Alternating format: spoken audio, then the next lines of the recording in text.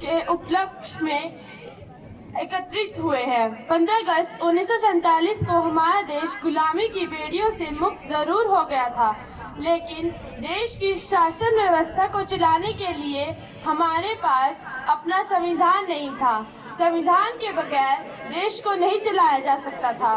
ऐसे में तब एक संविधान सभा का गठन किया गया और संविधान बनाया गया। इसके निर्माण में डॉक्टर भीमराव अंबेडकर की सबसे अहम भूमिका रही। संविधान को बनाने में 2 साल 11 महीने 18 दिन का समय लगा। कई बैठकों के बाद बनाए गए इस संविधान को देश में 26 जनवरी 1950 को लागू किया गया और भारत को लोकतांत्रिक और गणतंत्र देश के रूप में घोषित किया गया। भारत का संविधान दुनिया का सबसे बड़ा लिखित संविधान है। प्रजातंत्र के दीप जले हैं, आज नई तरुणाई ले, भारत माँ की जय बोलो, देश नई अंगड़ाई ले। जय हिंद, जय भारत। अब मैं 8वीं कक्षा की छात्राओं को उनके ग्रुप सॉन्ग हमको प्राणों से प्यारा के साथ बुलाना चाहूंगी।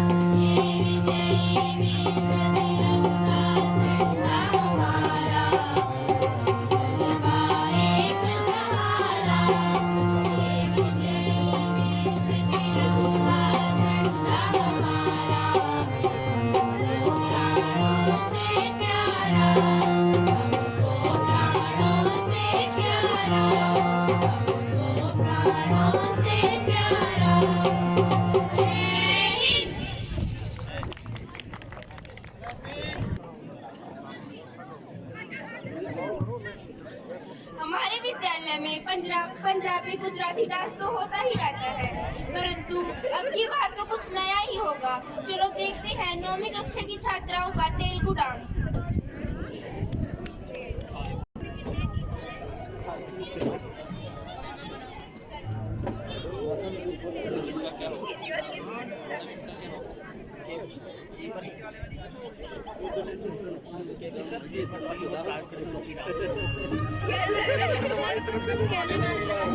समीर सर भी हमें दिखा रहे थे dance.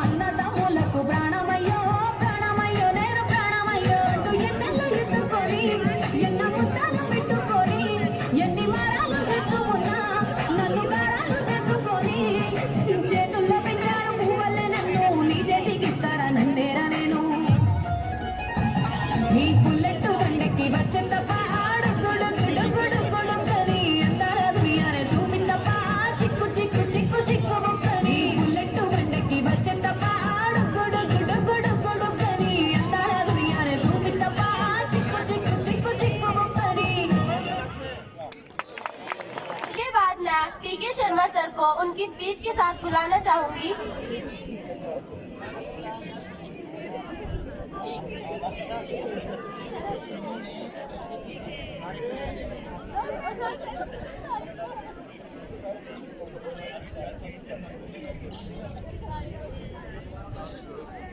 Respected Vice Principal sir, respected Vice Principal sir, learning colleagues and dear students, good morning to all of you. बच्चों, जैसा कि आपको पता है कि आज हम 74वां गणतंत्र दिवस समारोह मनाने को विद्यालय में एकत्रित हुए हैं। ये गणतंत्र दिवस 26 जनवरी 1950 को भारत के संविधान के लागू होने के उपलक्ष्य में प्रतिवर्ष मनाया जाता है। इसकी शुरुआत राष्ट्रीय ध्वज तिरंगा फहराने और 21 तोपों की पारंपरिक सलामी के साथ की जाती है। विभिन्न थल सेना, वायुसेना, नौसेना, पुलिस, अर्धसैन्य बलों की रेजिमेंटों द्वारा परेड की जाती है और राज्यों और केंद्र शासित प्रदेशों के द्वारा विभिन्न झांकियां प्रस्तुत की जाती है। अब पिछले साल से एक नई परंपरा और शुरू हुई है कि गणतंत्र दिवस समारोह है एक सप्ताह तक आयोजित किया जाने लगा है, जिसकी शुरुआत 23 जनवरी से होती है नेताजी सुभाष चंद्र बोस की जयंती से, और जिसका समापन 30 जनवरी शहीद दिवस के रूप में जिसे मनाया जाता है उस दिन होता है। अभी एक विद्यार्थी ने बताया कि एक परंपरा है अपने गणतंत्र दिवस के दिन किसी देश के राष्ट्राध्यक्ष को विशिष्ट अतिथि के रूप में आमंत्रित करने की। पिछले 2 सालों में कोरोना महामारी के चलते गणतंत्र दिवस का भव्य आयोजन नहीं हो सका, तो पिछले 2 सालों में किसी भी देश के राष्ट्राध्यक्ष ने विशेष अतिथि के रूप में भाग नहीं लिया।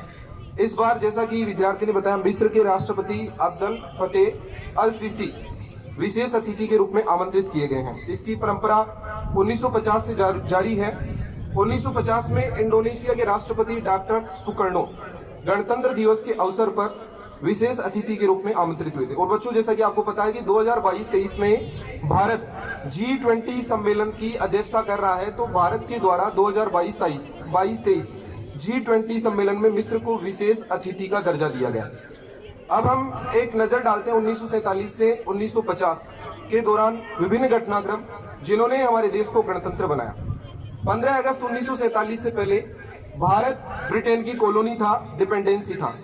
ब्रिटेन ने इंडिया को इकोनॉमिकली, पॉलिटिकली, कल्चरली, सोशली वे में कॉन्कर कर रखा था, और यहाँ की जुडिशियरी, लेजिस्लेचर, एग्जीक्यूटिव पर ब्रिटेन का ही कंट्रोल था। भारत को आजाद करने से संबंधित एक अधिनियम बनाने के लिए इंडियन इंडिपेंडेंस बिल ब्रिटेन की पार्लियामेंट के दोनों house of commons, house of lords से पारित होने के बाद ब्रिटेन के किंग जॉर्ज 12 उस समय थे, उनके पास जाता, वो उस पर सिग्नेचर करते और इंडियन इंडिपेंडेंस एक्ट 1947 बन जाता। किंग जॉर्ज 12 के बाद में ब्रिटेन की साम्राज्ञी एलिजाबेथ II बनेगी। तो इस इंडिपेंडेंस एक्ट के अकॉर्डिंग अब यहाँ पे ब्रिटेन के रूल का एंड होगा और भारत ब्रिटेन की कॉलोनी नहीं रहेगा, और जब तक भारत का संविधान बनकर के तैयार नहीं हो जाए और संविधान लागू नहीं हो जाए, तब तक भारत डोमिनियन स्टेटस वाला एक कंट्री रहेगा। डोमिनियन स्टेटस का मीनिंग ये है कि हमारा हेड ऑफ स्टेट अभी ब्रिटेन के किंग की ओर से नियुक्त किया जाने वाला गवर्नर जनरल ही होगा, लेकिन वो नामात्र का होगा, उसके पास में हमें कंट्रोल करने का कोई अधिकार नहीं होगा। साथ ही इंडियन इंडिपेंडेंस एक्ट 1947 के तहत वाइसरॉय का पद समाप्त किया।